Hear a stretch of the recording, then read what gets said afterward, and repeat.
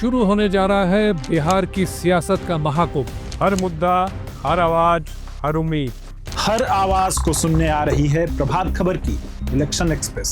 तो तैयार हो जाइए सिर्फ प्रभात खबर के साथ देखते रहिए प्रभात खबर इलेक्शन एक्सप्रेस।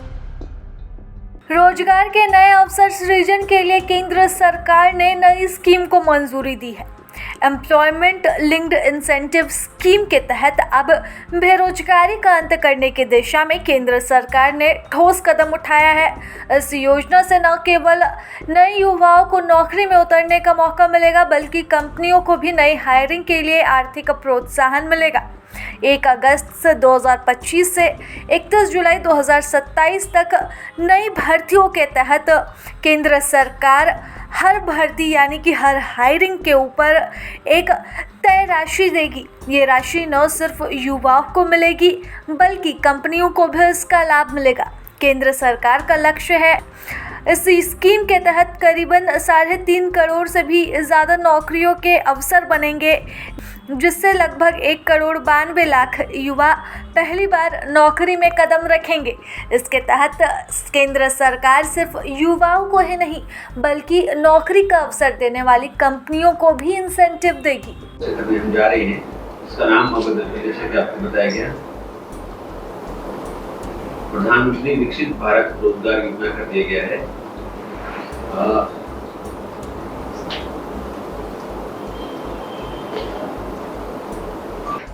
उत्पन्न करना किसी भी देश के लिए, किसी भी सरकार के लिए महत्वपूर्ण प्रायोरिटी रहती है। हमारे देश में अब जैसा कि आप सब लोग जानते हैं, हमारा अब जो थ्रस्ट है वो मैन्युफैक्चरिंग सेक्टर की तरफ ज़्यादा है, और हम चाहते हैं कि 2047 तक हम विकसित देशों की कैटेगरी में आ जाए, और जो मैन्युफैक्चरिंग सेक्टर है उसका हमारी जीडीपी में कंट्रीब्यूशन तकरीबन 25% हम एक्सपेक्ट कर रहे हैं या टारगेट कर रहे हैं। तो न केवल मैन्युफैक्चरिंग सेक्टर बल्कि सभी प्रकार के लोगों को एक इंसेंटिव देने के लिए, सहायता प्राप्त देने के लिए इस तरह की योजनाओं का जो रोल आउट है वो किया जाना एक्सपेक्टेड था गवर्नमेंट से, और उन्होंने पहल कर ली है हम लोगों ने। तो ये योजना जो है ये उद्योगों को प्रोत्साहित करेगी कि वो ग्रो करें और इन द प्रोसेस और भी एम्प्लॉयमेंट क्रिएट करें, इसके लिए उनको प्रोत्साहित किया जाएगा।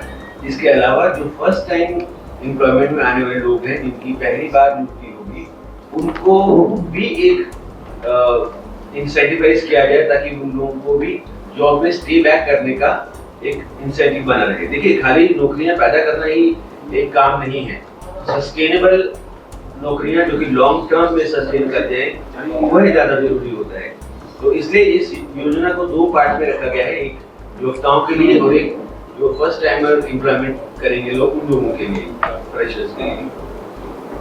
अब इस योजना को डिजाइन भी इस तरीके से किया गया है कि जो लॉन्ग टर्म सस्टेनेबिलिटी की हम बात कर रहे हैं उसे भी प्राप्त किया जाए, उम्र क्या भी प्राप्त हो। इसकी डिटेल आपको अभी मेरे साथ में, पर मैं जस्ट आपको पीछे का जो कॉन्सेप्ट है, जो पीछे जो बेस है, उसके बारे में जानकारी देना चाह रहा था। तो उसमें यह है कि जो इंसेंटिव दिए जाएंगे वो 2 पार्ट में दी जाएंगे, 6 और 6 महीने के गैप के बाद, यानी कि total over a period of 1 year.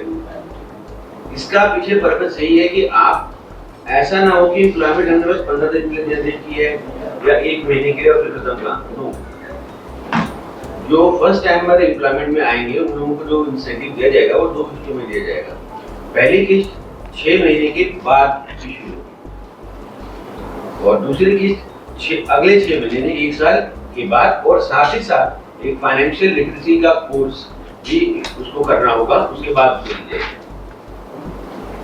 पीछे का मकसद इसका ये है कि एम्प्लॉय ना सिर्फ उसको एम्प्लॉयमेंट मिले, बल्कि वो अपने पैरों पे खड़ा हो जाए, स्किल गेन कर सके, लंबे समय तक एक जहाँ भी वो काम कर रहे हैं, जिस भी रोजगार में वो है, उसका स्किल वो अच्छी तरह से प्राप्त कर सके, मास्टर कर सके। और इसके अलावा जो फाइनेंशियल लिटरेसी का कोर्स है, इसकी डिटेल्स स्कीम के साथ साथ आगे आएंगी, पर उसका भी मकसद यही है कि और जो फर्स्ट टाइमर जॉब लेंगे, जो फ्रेश एम्प्लॉयमेंट में आएंगे, उनके लिए भी इंसेंटिव रहेंगे। ये इंसेंटिव मॉनेटरी टर्म्स में रहेंगी, डायरेक्ट बेनिफिट स्कीम के अंदर दी जाएंगे, यानी इसमें कोई बिचौलिया इंटरमीडिएट इन्वॉल्व नहीं रहेगा। डायरेक्ट जो बेनिफिशियरी है, चाहे वो एम्प्लॉय हो चाहे एम्प्लॉयर हो, उनके खाते में चले जाएंगे। तो ये इसकी कुछ विशेषताएं हैं। सरकार इससे उम्मीद कर रहे हैं हम लोग कि लगभग 2.5 से 3 करोड़, शायद उससे भी ज़्यादा एम्प्लॉयमेंट जनरेट होगी, नई एम्प्लॉयमेंट। इसमें जो एम्प्लॉयर्स हैं, हम मान के चल रहे हैं कि लघु और मध्यम लघु उद्योगों को ज़्यादा फ़ायदा देगी, यानी small and medium scale industries के लिए ज़्यादा फ़ायदेमंद रहेगी। ट्रस्ट सरकार का इसमें मैन्युफैक्चरिंग सेक्टर के लिए भी बहुत है। ये योजना नॉर्मली 2 साल काम करेगी, 1 अगस्त से लेकर 30 जुलाई 2027 तक, लेकिन मैन्युफैक्चरिंग सेक्टर के लिए ये योजना आगे 2 साल और चलेगी। तो ये पहली बात है। आप जो बेनिफिट आप पूछ रहे थे उसमें ये है, बेनिफिट क्या क्या है? हाँ, बेनिफिट के लिए इसमें ये है कि पहले तो जो सबसे ज़्यादा ज़रूरी चीज़ है, जो मैं आप लोगों के माध्यम से सब तक पहुंचाना चाहूँगा, कि सबसे पहले ये योजना क्योंकि 1 अगस्त से आएगी, तो ये उन सबके लिए बेनिफिशियरी है जो EPFO के साथ रजिस्टर्ड है। तो यदि कोई ऐसा है जो अभी तक रजिस्टर्ड नहीं है, तो कृपया करके पहले अपने आप को EPFO में रजिस्टर करवा लें। EPFO में रजिस्टर करवाने के बाद इसमें हम एम्प्लॉयज़ को 2 तरह की श्रेणी में रखेंगे। एक जो छोटे एम्प्लॉय कह लीजिए, एम्प्लॉयर्स कह लीजिए, यहाँ पे जो एम्प्लॉयमेंट स्ट्रेंथ है वह 50 या उससे कम है, और एक वो होगी जहाँ 50 और उससे ज़्यादा है। तो जो इस तरह के उद्योग हैं जहाँ 50 या उससे कम लोग काम करते हैं, उन लोगों को कम से कम 2 नए रोजगार पैदा करने होंगे, और जो 50 से ज़्यादा हैं, उनसे अधिक हैं, उन्हें 5। ऐसा करने पर वो आगे जो उनको बेनिफिट मिलेगा वो डिपेंड करेगा कि वो कितनी तनख्वाह या कितनी सैलरी के एम्प्लॉयमेंट को जनरेट कर रहे हैं। यदि जो वेज लिमिट है वो 10,000 तक है, 1 रुपये से लेकर 10,000 तक, तो उनको 1,000 रुपये पर एम्प्लॉय पर मंथ का बेनिफिट दिया जाएगा 2 साल तक। यदि उन्होंने जो वेज जनरेट की है उसमें जो तनख्वाह है वो 10 से 20,000 रुपये के बीच में है, तो ये बेनिफिट पर मंथ होगा 2,000 रुपये। और यदि उन्होंने जो ये जनरेट किया एम्प्लॉयमेंट, उसमें जो वेज लिमिट है उन्होंने 20,000 से लेके अप टू 1 लाख तक की है, तो उनको 3,000 रुपये पर एम्प्लॉयमेंट पर मंथ का इंसेंटिव दिया जाएगा। कब तक? 2 साल तक। मैन्युफैक्चरिंग को फर्दर 2 साल हो जाएगी, 4 साल। प्रभातखबर.com, विश्वास वही, रफ्तार नहीं।